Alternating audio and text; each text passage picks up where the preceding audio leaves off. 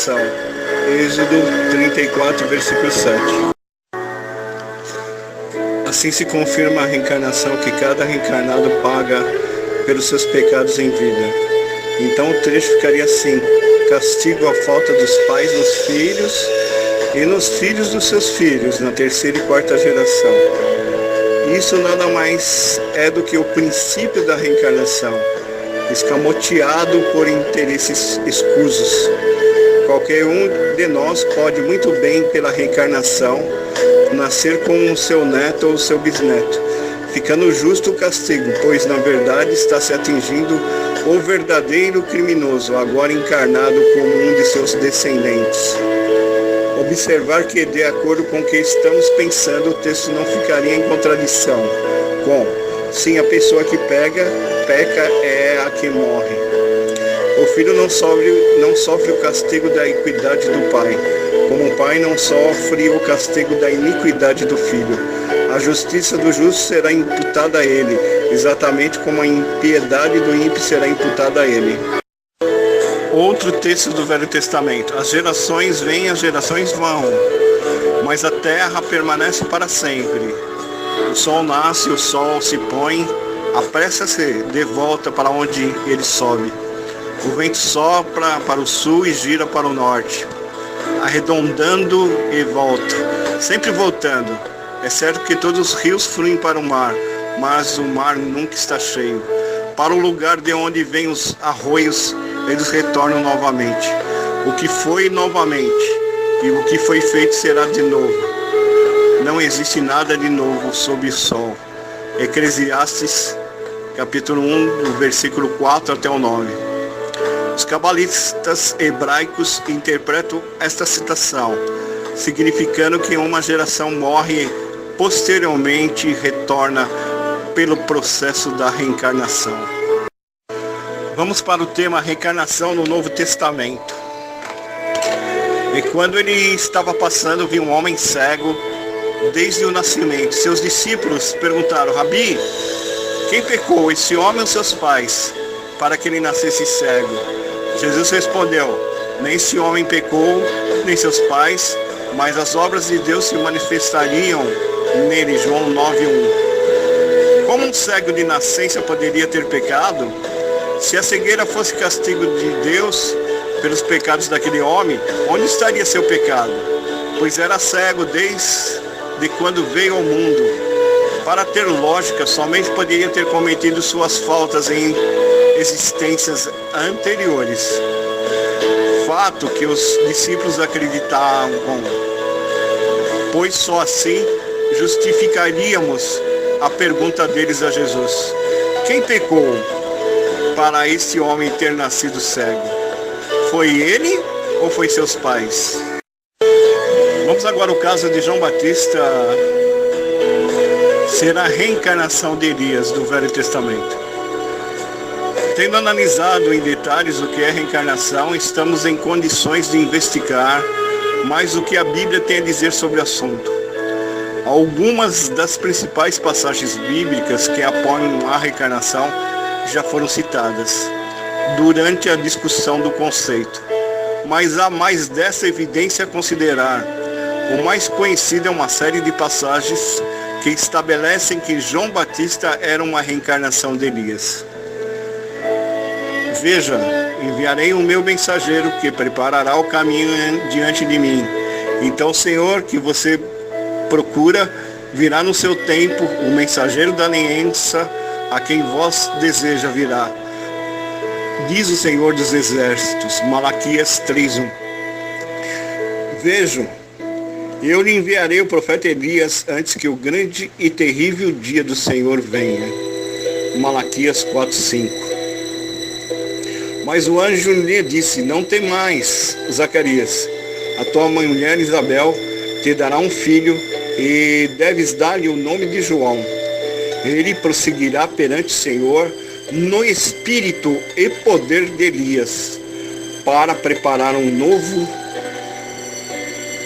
caminho para o Senhor.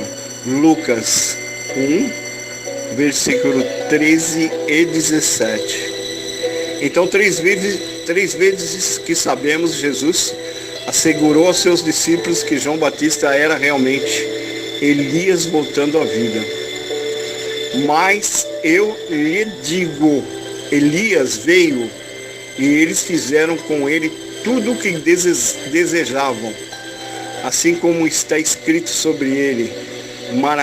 Marcos capítulo 9, versículo 13. Ainda mais sobre João Batista, porque todos os profetas e a lei profetizaram até João. E se você está disposto a aceitá-lo, ele é o Elias que devia de vir. Mateus 11, versículo 13 e 14. Mas eu lhe digo que Elias já veio e eles não o reconheceram. Então os discípulos entenderam que ele estava falando com eles sobre João Batista. Mateus 17, versículo 12 e 13. E não é como se Elias acabasse de descer do céu e apareceu como arauto para Jesus, seu espírito e poder manifestado em um bebê pequeno, nascido de modo normal, exatamente como a reencarnação diz que as almas retornam. Alguns cristãos dizem que isso só mostra que João Batista era um profeta como Elias, com um espírito e poder semelhantes. Eles estão contradizendo Jesus.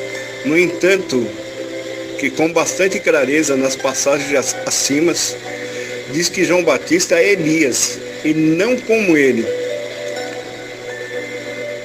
E desde os dias de João Batista até agora, o reino dos céus é adquirido pela força, e os violentos o tomaram. Porque todos os profetas e a lei vieram até João e profetizaram. E se você deseja entender, ele mesmo é Elias que há de vir. Aquele que tem ouvidos para ouvir, ouça. É interessante que Jesus disse, desde os dias de João Batista até agora. Por que usaram essas expressões se João Batista ainda estava vivo? A não ser como uma referência a desde os dias de Elias. Então fica bastante claro que ele estava se referindo a ambos como sendo um e o mesmo. Refutando Hebreus 9, 27. Vamos agora ao texto em Hebreus 9, 27. Como está determinado que os homens morram uma vez só e logo em seguida vem o juízo. Todo mundo que defende a não reencarnação usa justamente esse versículo. Dito isso, vamos verificar que se realmente fosse dado ao homem morrer uma só vez, as ressurreições constantes no Evangelho Mateus 9, versículo 18 a 26, Lucas 7, do 11 e 17, e João capítulo 11, do versículo 1 ao 44, da filha de Jairo, da filha da viúva de Naim e de Lázaro, respectivamente, seria uma contradição perante essa lei, pois nesses casos, essas pessoas que voltaram à vida tiveram duas mortes, ou não. Por outro lado, na nossa percepção do texto, partindo para a essência, podemos afirmar que o autor do livro de Hebreus tem a mais completa razão, ou seja, nesse corpo que ora habitamos, morreremos, mesmo uma só vez, e o julgamento dos nossos atos será realizado em seguida. E ainda mais, teremos sempre um novo julgamento após cada desencarne. Isso geralmente é assumido razoavelmente para declarar que cada ser humano vive uma vez, como um mortal na terra, morre uma vez e então enfrenta o julgamento. Mas nesse versículo, em Hebreus 9, 27, em sua superfície, não se aplica apenas à reencarnação, mas ao conceito moderno de ressurreição. Na verdade, se alguma coisa, esse versículo pode ser mais aplicado para refutar a definição da ressurreição do cristianismo moderno. A reencarnação afirma que o espírito deixa o corpo na morte, enfrenta o julgamento, então pode entrar em um novo corpo, diferente mais tarde. Dessa forma, Hebreus 9:27 não refuta a reencarnação, porque não é o mesmo corpo que morre novamente. Isso implica uma morte de um homem, um que concorda com a reencarnação, mas discorda totalmente da definição da ressurreição do cristianismo moderno, que afirma que depois que o corpo morre, enfrenta o julgamento, seu corpo físico se levantará do túmulo mais tarde, para encarar a morte novamente e julgamento. Assim, Hebreus 9:27 não refuta a encarnação, afinal, mas refuta a ressurreição como o cristianismo moderno a define. Agora vamos ver o que os gnósticos acreditam sobre a reencarnação. Textos gnósticos e a reencarnação. Em primeiro lugar, vamos falar o que é gnóstico. Os ensinamentos gnósticos cristãos afirmam que até especificamente ensinam a reencarnação. Muitos desses ensinamentos pretendem ser representativos dos ensinamentos secretos ou privados dados por Jesus aos seus discípulos. Se esses ensinamentos secretos de Jesus expondam o mistério do reino dos céus, sejam encontrados em qualquer lugar, é nesses evangelhos gnósticos, a maioria dos quais recentemente foram descobertos, desenterrados, sendo exatamente o termo certo para se usar. No livro secreto de João, a reencarnação é colocada no centro de uma discussão sobre a salvação das almas. O livro foi escrito em 185 da nossa era cristã, ou mais tardar. Aqui está o livro secreto da perspectiva de João sobre a reencarnação. Todas as pessoas beberão a água do esquecimento e existem em um estado de ignorância. Alguns são capazes de superar a ignorância através do espírito da vida que desce sobre eles. Essas almas serão salvas e tornar-se-ão perfeitas, isto é, escapar da roda do renascimento. João pergunta a Jesus o que acontecerá com aqueles que não alcançaram a salvação. Eles são lançados no esquecimento e jogados na prisão. A palavra do código gnóstico para o novo corpo. O único caminho para que essas almas escapem de Jesus deve sair do esquecimento e adquirir conhecimento. Uma alma nessa situação pode fazê-lo encontrando um professor ou salvador que tenha força para levá-lo de volta para casa. Esta alma precisa seguir uma outra alma a quem o Espírito da vida habita, porque ela é salva pelo Espírito. Então ela nunca mais será empurrada para dentro de novo na carne. Livro secreto de João. Outro texto gnóstico, Pistis Sophia, descreve um elaborado sistema de recompensa e punição que inclui a reencarnação. O texto explica as diferenças de destinos, como os efeitos das ações das vidas passadas. Um homem que amaldiçoa recebe um corpo que estará continuamente perturbado de coração. Um homem que calunia recebe um corpo que será oprimido. Um ladrão recebe um corpo coxo, torto e cego. Um homem orgulhoso e desdenhoso recebe um corpo coxo e feio, que todos desprezam continuamente. Assim a terra, assim como o inferno, torna-se um lugar do castigo. De acordo com Pistis Sophia, algumas almas experimentam o inferno como um lugar sombrio de tortura, onde eles vão após a morte. Mas depois de passar por esse inferno, as almas retornam para novas experiências na terra. Apenas algumas extremamente perversas não poderão reencarnar. Essas são lançadas na escuridão eterna, até o momento em que são destinadas a serem destruídas e dissolvidas. Existiam também, baseado nesse livro de Pistis Sophia, os cátaros, que eles também entendiam que essas almas carnais transmigrariam de volta para um corpo animal. Então nós vimos que vários textos gnósticos combinam as ideias da reencarnação e união com Deus.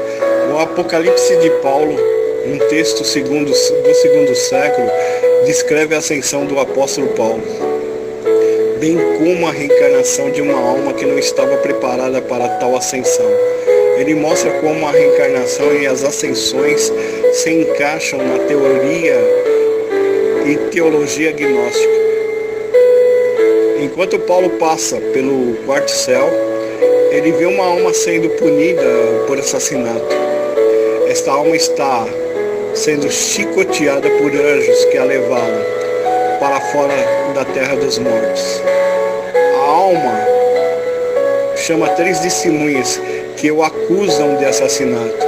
A alma então olha para o baixo com tristeza e é derrubada em um corpo que foi preparado para isso. O texto prossegue para descrever a nova jornada de Paulo através dos céus, uma corrida de prática para a união divina. Até o ano de 553, a nossa era cristã, os católicos, né, que tanto desprezam, né, a reencarnação, eles acreditavam na reencarnação. O quinto conselho ecumênico, o segundo conselho de Constantinopla, no ano de 553. E até esse concílio acima se acreditava na reencarnação, na ortodoxia. Se alguém afirma a fabulosa pré-existência das almas, ele deve afirmar a monstruosa restauração que dela segue, seja ele anátema. É assim que diz e condena todos que creem na reencarnação. Bom, os adeptos da reencarnação incluíam Platão, né, de 558 a 507, né, antes de Cristo, Orígenes, 185 a 254 da nossa era cristã, São Clemente de Alexandria, 150 a 220 da nossa era cristã, São Gregório, né, 257 a 332 da nossa era cristã, e São Agostinho, de 354 a 430 da nossa era cristã. E também muitos professores gnósticos, Valentim, Balicetes, Carpokrates, Márcio, etc. Resumo: hoje no século XXI, nos Estados Unidos, país de primeiro mundo, 25% dos religiosos creem na reencarnação, e isso é até matéria acadêmica, estudada por vários doutores, né, em várias faculdades, né, e universidades. Porém, no Brasil se trata o assunto com escárnio, sempre pensando que é só uma coisa de espíritas e do diabo. Boa noite a todos. Muito obrigado por até aqui ter ouvido esse vídeo, tá? E não esqueçam, né, de curtir o nosso canal, tá?